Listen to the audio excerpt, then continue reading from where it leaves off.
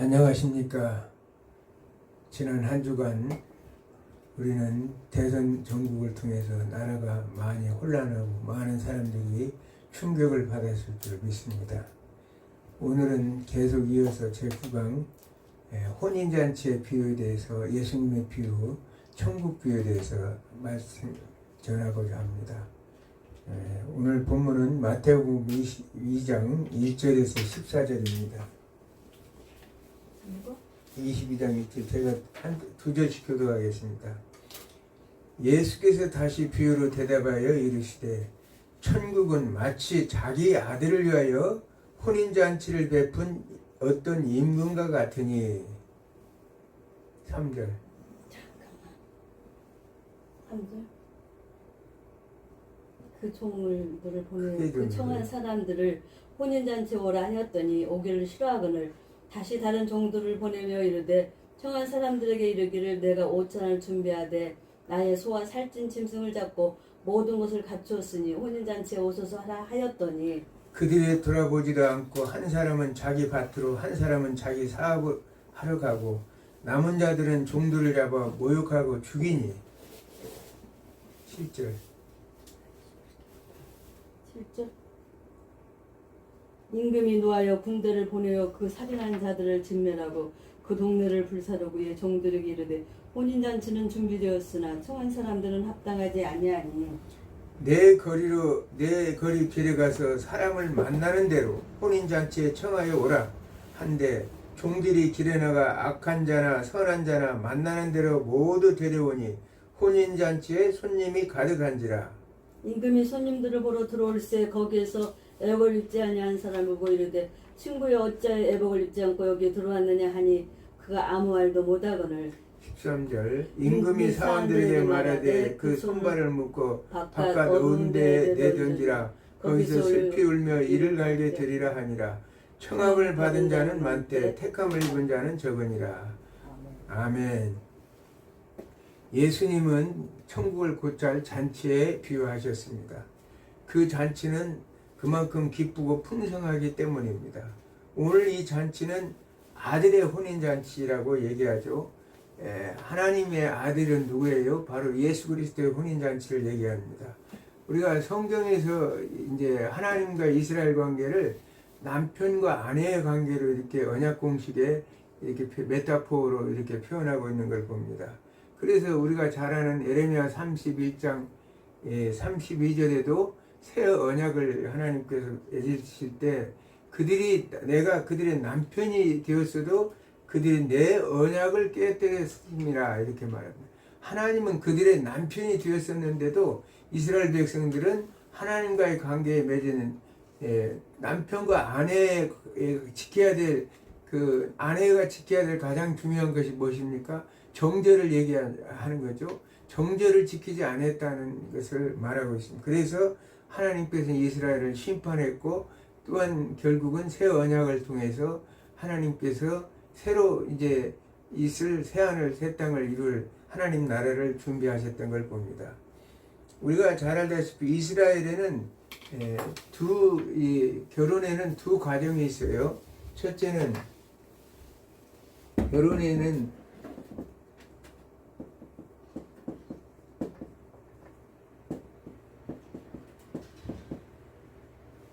이스라엘의 혼인에는 두 과정이 있는데 이렇게 정혼 과정을 꼭 거치게 됩니다.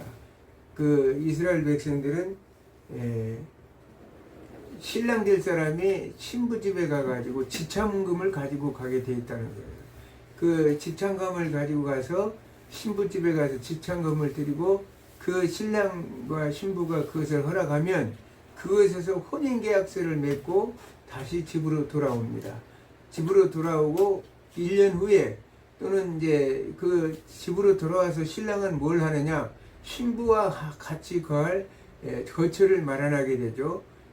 하나님께서는 이스라엘 백성들을 구원하셔서 시내산에서 언약을 맺으시고 그 신부의 대가로 가나안 땅을 그가 거처를 준비하셨던 걸 우리가 성경을 통해서 알 수가 있는 것 같이 하나님께서는 이스라엘은 그런 풍습이 있다는 거예요. 그래서 신랑이 이제 다 거처를 마련하면 다시 신부 집에 와서 이제 신부를 데려가는데, 그렇게 함으로 인해서 이제 다시 이제 결혼이 이제 성립이 되는 거죠. 신부 집에 가서 결혼식을 거행해 가지고 그 신부는 그 동안에 정제를 지켜서 아무 이상이 없을 때 하루 이제 첫날 밤을 지내고 난 이 신랑이, 이 신부는 아무 정제를 잘 지켰다, 주변에 많은 사람들에게 그렇게 이 초청을 받은 사람들에게 얘기하면 그 혼인식이 완전하게 이루어지는 걸 봅니다. 오늘 우리 성경은 예수님께서는 어떻게 오셨느냐, 예수님은 이 땅에 정혼자로 오셨다는 사실입니다. 그런 신부를 위해서 자기 몸을 십자가에 못 박혀 죽으셔서 그 신부값을 치렀죠. 예수 지창금을, 아까 얘기한 대로 지창금을 주는 것 같이 신부값을 치렀습니다. 그래서 계시록 5장 9절에 보면은 그가 일찍이 죽음을 당하사 각 족속과 방언과 백성과 나라 가운데서 사람들을 피로 사서 하나님께 드리고, 예수님께서는 이렇게 자신의 피로 사서 하나님께서 드렸다는 사실입니다. 피로 사서, 지천금을 피로 사서 드리고, 헬라어로 말하면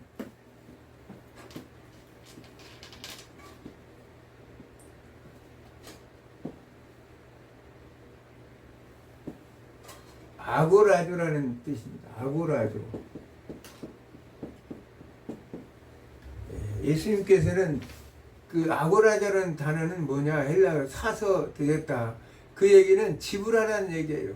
우리들의 이 죄값을 예수님께서 예수 그리스도의 보혈의 피값으로 사서 지불했다는 뜻을 말하고 있습니다. 그렇게 해서 예수님께서는 지불하시고, 지금 신랑은 어디가 계십니까? 거처를 마련하기 위해서 천상교회에 가 계시죠. 천상교회. 예수님께서는 지금 어디에 가 계십니까? 거처를 마련하기 위해서 천상교회에 가 계셨어요. 오늘날 우리는 지난번 요한계시록 할 때도 얘기했지만, 천상교회, 오늘날 우리는 지상교회, 이 땅에서는 지상교회에 속해 있는 거고, 먼저 가신 여기서 지금 천상교회 누구세요? 예수님도 계시고, 그 다음에 우리가 이 마태복음 17장의 변화산에 있던 엘리야나 또 모세도 거기에서 있죠. 같이 대화를 나눴던. 그러면서 이제 계시록 6장 10절에는 누가 있어요? 먼저 가신 성도들, 우리의 그 먼저 가신 성도들이 그곳에 이제 천상교회에서 하나님과 함께 천상회의에 참여하고 데스포데스라고 우리가 계시록 6장 10절에 나오죠. 우리들의 신원을 언제까지 이렇게 해결해 주지 않으시기를 언제까지 하시겠나니까, 이렇게 하나님 앞에 그 보좌 앞에 엎드려 있는 사람이 천상교회에 있다는 사실이에요. 그러면서 거기서 예수님은 뭘 하시느냐, 이 우리와 혼인잔치를 앞으로 있을 이제 요한계시록 19장에 나오는 신부와의 혼인잔치를 위해서 그곳에서 뭘 하느냐, 거처를 마련할 준비를 하고 있다는 거예요. 요한복음, 김명수 목사님 14장 1절에서 3절 한번 읽겠습니다. 요한복음 14장 1절에서 3절. 14절. 1절에서 3절. 너희는 마음에 근심하지 말라. 하나님을 믿으니 또 나를 믿으라. 내 아버지 집에 거할 것이 많도다. 그렇지 않으면 너희에게 일렀으리라. 내가 너희를 위하여 거처를 예비하러 가노니 가서 너희를 위하여 거처를 예비하니 내가 다시 와서 너희를 내게로 영접하여 나 있는 곳에 너희도 있게 하리라. 아멘. 내가 어디로 가든지 그 길을 너희가 아느니라. 아멘. 자, 내 아버지 집에 거할 곳이 많도다. 이제 그러므로 인해서 너희를 위하여 거처를 예배하라고 한다. 예수님께서는 이제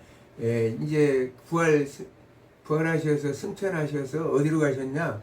너희를 위해서 거처를 예배하러 가신다. 물론 신랑이 준비할 것은 거처죠. 그러면서 너희를 위하여 예배하면 내가 다시 와서 너희를 내게로 영접하여 나 있는 곳에 너희도 있게 하리라. 우리가 잘 알다시피 요한계시록 19장에 그 혼인잔치 할 때 새 예루살렘 성이 이 지상의 교회와 같이 연합을 하게 돼 내려오고 연합해서 여기서 혼인잔치를 하게 되는데, 혼인잔치를 했을 때 그 혼인잔치에는 뭐가 필요해요? 이 오늘 본문에도 나오지만 예복을 입어야 된다는 사실이에요. 예복을 입어야 되는데, 그 혼인잔치에 준비를 하고 있다고 우리 성경은 말씀하고 있죠. 예수님께서는 혼인잔치를 준비하기 위해서 천상교회에 계신다는 거예요. 지금은 어떻게 거처를 다 때가 되면 예수님이 오셔서 계시록 19장 나오는 말씀처럼 혼인잔치에 참여하게 됩니다. 이 비유에서 가장 주목할 것은 왕의 초청입니다. 왕은 끊임없이 사람들을 초청하고 있다는 사실이에요. 오늘 말씀에는 3번에 걸쳐 초청이 나오죠. 첫 번째는 3절이 나오는 혼인잔치가 있다는 소식과 함께 사람들을 초청하지만 초청자들이 싫다고 응답을 합니다. 우리는 가지 않겠습니다. 당신이 아무리 잔치를 배설하고 맛있는 걸 준비하고 모든 걸 다 준비했지만 우리는 가지 않겠습니다. 이렇게 말하는 것입니다. 두 번째는 4절에 나오는 잔치 당일에 이제 소와 살찐 짐승을 잡고 풍성하게 식탁을 마련했어요. 잔치집은 역시 풍성한 것이 당연한 것이 식탁을 마련했는데, 그래서 종들을 보내서 잔치에 초청을 했습니다. 그럴 때 사람들은 나는 밭에 일이 있고 또 사업성 핑계로 가지 못합니다. 이렇게 말하는 거예요. 그래서 이제 그것만 하면 좋은데, 이제 심지어 3번째로는 사람들은 자신의 종들을 잡아 죽이기까지 하였다는 사실이에요. 구약에서 하나님께서는 이스라엘 백성들이 회개하지 아니하고 돌아오라고 선지자를 보냈습니다. 그들은 그들을 때리고 감옥에 가두고 죽이기까지 하였죠. 우리가 마태복음 21장 37절 옆 앞에 보면 그들은 어디까지 했냐, 후에 자기 아들을 보내며 이르되 그들이 내 아들은 존대하리라 하였더니 38절에 농부들이 그 아들을 보고 서로 말하되 이는 상속자니 자 죽이고 그 유산을 차지하자 하고 예 잡아 포도원 밖에 내주자 죽였느니라. 아멘. 아들들을 이제 아들까지 보냈어요. 그러니까 하는 얘기가 야 이거야, 이 땅의 상속자니 차라리 죽이고 이 땅에 이 모든 유산을 우리가 차지하자, 이렇게 해서 포도원 밖에 내어쫓아 죽였다는 사실이에요. 그러므로 이제 왕은 3번째로 종들을 보내어 이르되 사거리로 가서 사람을 만나는 데로 데려오라. 왕은 초청은 환영을 받지 못하지만 왕은 이에 굴하지 않고 계속해서 사람을 초청하고 있다는 사실이에요. 우리가 잘 아는 말씀처럼 구약의 이사야 55장 1절에 오라 너희 모든 목마른 자들아 물로 나오라, 돈 없는 자도 오라, 너희는 와서 사 먹되 돈 없이 값없이 와서 포도주와 젖을 사라. 하나님은 우리의 마음의 문을 두드리시고 방문하시는 분이십니다. 그러므로 계시록 3장 20절에 그 계시록 3장 20절은 라우디게아 성도들에게 말하는 거예요. 그들은 오늘날 이 시대 성도들과 똑같아요. 차든지 뜨겁든지 하든지 해야 되는데 라우디게아의 성도들은 미지근하였다는 거예요. 그러므로 인해서 예수님께서 하시는 말씀이 내가 토하여 버리겠다. 차라리 토하야 돼. 그러면서 나는 그들이 하는 말에 나는 부유한 자라 부족한 것이 없도다. 오늘날과 마찬가지죠. 하나님께서 그렇게 초청을 하고 예수 그리스도 앞으로 나오라고 얘기하지만, 오늘날 우리의 복음을 전하고 하지만 그들은 나는 부유한 자고 이 부족한 것이 없는 사람들, 나는 아까 어떻게 해요? 자기들은 나는 그런 거 아무리 잔치를 베풀었어도 내 사업이 중요하고 내 일이 중요하지 그것에 갈 수가 없다고 이렇게 말합니다. 그러나 우리 주님은 끝까지 마음의 문을 두드리는 거예요. 그러면서 요한계시록 3장 20절에 볼지어다 내가 문 밖에 서서 두드리노니 누구든지 내 음성을 듣고 문을 열면 내가 그에게 들어가 그로 더불어 먹고 그는 나로 더불어 먹으리라. 아멘. 이 말은 뭐냐면 천국 잔치를 얘기하는 거예요. 식탁 교제를 얘기하는 거예요.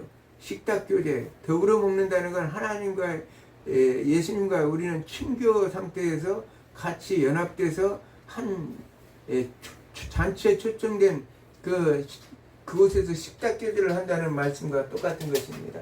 오늘날 많은 사람들이 하나님의 말씀을 전하고 하지만 이 핑계 저 핑계로 결국은 그 거기에 귀를 기울이지 않는다는 사실입니다. 문제는 천국의 혼인잔치에 초청한 자는 누구나 올 수가 있어요. 아까 얘기했던 악한 자나 참 이 누가복음 보면 병든 자나 죄인이나 누구든지 다 올 수 있도록 하나님께서는 다 초청을 한다는 거예요. 문제는 그러나 혼인잔치에는 아무나 참여할 수 없다는 거예요. 초청은 다 해서 교회 안에 들어올 수 있지만 교회 안에서 오늘날 사람들이 그런 얘기를 하죠. 교회가 무슨 교회에도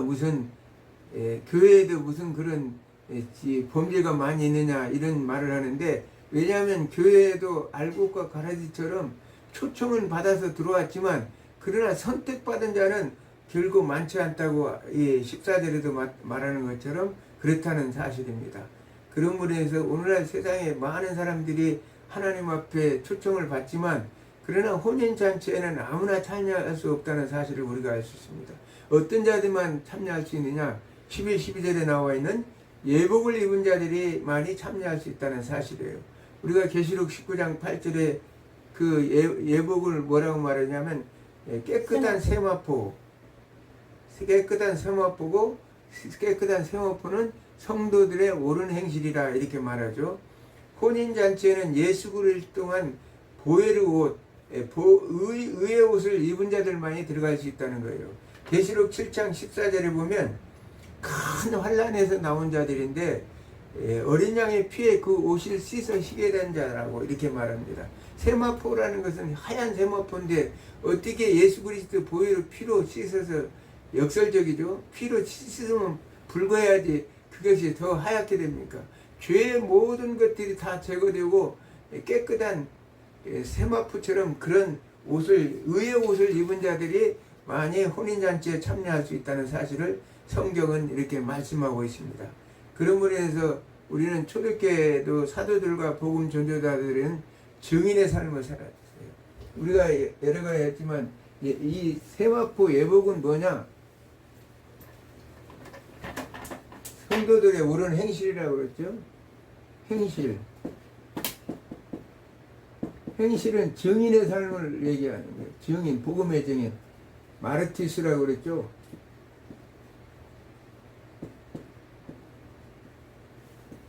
마르티스, 헬라어로 마르티스. 순교라는 뜻을 가지고 있다고 그랬죠. 순교자, 마르티스. 증인이라는 것은 하나님 나라, 아까 예수 그리스도 보혈의 피로 씻으시게 된 자이기 때문에 그들은 그걸 이렇게 증인의, 복음의 증인으로 사는 자들만이 그 세마포 옷을 입고 그 예식에 참여할 수 있다는 사실을 말씀하죠. 그래서 예수님이 부활하여 승천한 이후에 성령에 의해서 그들의 교회가 탄생하고, 그들은 초대교회 모든 사도들과 복음의 지도자들은 증인의 삶, 마르티스의 삶을, 순교자의 삶을 살아왔던 걸 봅니다. 예복을 입기 위해서 준비했다는 사실, 그들의 삶은 세마포 옷을 준비하는 삶을 살았다는 것입니다. 이들의 초청은 이스라엘이 외면했죠. 이스라엘뿐만 아니라 수없는 같은 유대인들에 의해서 오히려 죽임을 당하고, 또 특별히 그 당시에 스데반과 같은 사람은 구약의 선지자들처럼 돌에 맞아 죽임을 당하고, 야고보는 그 칼에 이제 베어서, 목이 베어서 죽임을 당하고, 그러면서 예수님의 복음의 증인들은 수없는 많은 제자들이 죽음을 당하고, 복음의 증인으로 사는 삶은 그들에게 죽음을 다하여 그 예복을 입기 위해서 순교자의 삶을 살았던 것을 봅니다. 이제 아무나 우리가 예수 믿고 그냥 우리가 쉽게 그냥 예수 믿고 믿기만 하면, 오늘날 한국교회 특별히 예수만 믿기만 해, 전부 다 천국 가, 이런 게 아니에요. 삶이 우리가 하나님의 자녀답게 삶을 통해서 살아내야 된다는 사실이에요. 그런데도 우리는 그냥 잘못된 복음으로 우리가 행위라는 그 자체를 너무 무시하고, 믿음에는 반드시 믿음의 행위가 따르게 되어 있어 믿음의 삶의 그 모습이 나타나게 되어 있다는 사실이에요. 우리가 결국은 이제 오늘 본문의 13절에 임금이 사람들에게 말하되 그 손발을 묶고 바깥 어두운 데에 내 던지라.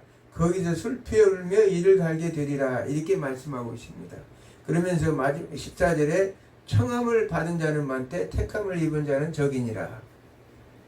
예수님께서 말씀하신 대로 청함을 받은 자는 많되 택함을 입은 자는 그들은 예복을 입지 못한 자들, 임금에게 초청을 받았지만 예복을 입지 못한 자는 바깥 어두운 데서 던져서 슬피 울며 이를 갈미 있을 것이라.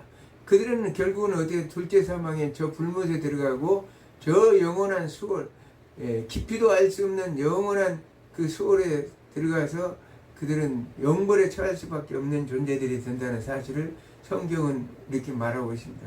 그러므로 해서 그들은 우리가 잘 알다시피 그 당시에 유대인들은 어때요? AD 70년에 로마 군대의 티투스라는 장군에 의해서 예루살렘 성전이 다 돌 위에 돌 하나도 예수님의 말씀처럼 하나도 남지 않고 다 무너졌던 것을 봅니다. 유일하게 남은 성전 서쪽 성벽의 일부가 지금도 남아있는데 그것을 이제 우리가 세계사에서 보면 통곡의 벽이라고 하면서 이스라엘 백성들은 그곳에서 지금도 지난날 조상들이 잘못했던 걸 회개하는지 어쩔지 모르지만 자신들의 민족의 아픔을 하고 그것을 통곡을 하고 살고 있죠. 그러면서 1948년 하나님께서 이스라엘 독립을 시켜서 지금은 세계에 여러 가지로 하나님 그것이 전쟁의 눈에 핵심적인 아주 전쟁터가 되어 있어. 세계의 전쟁터가 되어 있는 것을 봅니다. 자, 오늘 본문을 통해서 하나님은 우리를 어떻게 초청을 하느냐? 말씀으로 우리를 초청한다는 거예요. 하나님의 말씀으로 우리를 구원으로 초청하고 있다는 사실. 이 말씀이 우리를 심판한다는 사실입니다. 요한복음 3장 17절에서 18절 한번 읽겠습니다. 요한복음 3장 17절 18절. 요한복음 3장. 예. 17절 18절에. 예. 말씀을 듣느냐 안 듣느냐에 따라서 구원과 하나님이 그 심판이. 아들을 세상에 보내신 것은 세상을 심판하려 하심이 아니요 그로 말미암아 세상의 구원을 받게 하려 하심이라. 그를 믿는 자는 심판을 받지 아니하는 것이요 믿지 아니하는 자는 하나님의 독생자의 이름을 믿지 아니함으로 벌써 심판을 받은 것입니다. 아멘. 자, 하나님이 그 세상을 사랑하사 독생자를 이렇게 보내신 것은 세상을 심판하려 함이 아니고 세상을 구원받게 하려 한다는 거예요. 하나님이 그 아들 아까도 얘기했지만 그 아들을 보냈는데 세상은 그 아들마저도 상속자로 삼으려고 그 아들을 죽였다고 그랬죠. 상속자로 삼으려고 자기들이 이 땅을 상속받기 위해서 그 땅의 주인의 아들을 죽였다는 사실이에요. 예수 그리스도는 만왕의 왕이시고 이 땅의 진정한 주인이신 것입니다. 그런데 오늘 18절에 보면 그를 믿는 자는 예수 그리스도의 말씀을 믿는 자는 심판을 받지 아니할 것이요 믿지 아니하는 자는 하나님의 독생자의 이름을 믿지 아니하므로 벌써 심판을 받았습니다. 생명과 복과 사망과 화가 바로 이 하나님의 말씀에 달려있다는 사실을 우리가 성경을 통해서 알 수 있습니다. 사실 우리가 복음을 전할 때 거부하는 여러 가지 이유 있지만 그 중에 이유는 한 가지 우리가 여러 사람들에게 전해보면 먹고 살기에 바쁜 세상에 예수 믿으면 뭐가 나오느냐 이렇게 얘기하죠. 그러나 차단은 순간적이에요. 에베소서 5장 15절에서 16절 읽어보겠습니다. 에베소서 5장 15, 16절.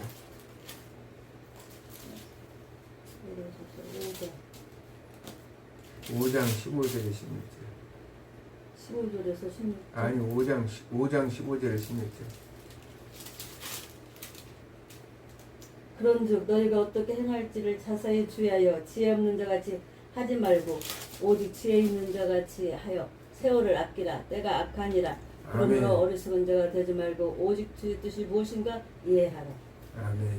그런즉 너희가 어떻게 행할지 자세히 주의하여 지혜 없는 자같이 하지 말고 지혜 있는 같이 하여 세월을 아끼라고 합니다. 때가 악하다고 하는 거예요. 때가 지금 세상에 진짜 우리가 이렇게 보더라도 때가 너무 악해.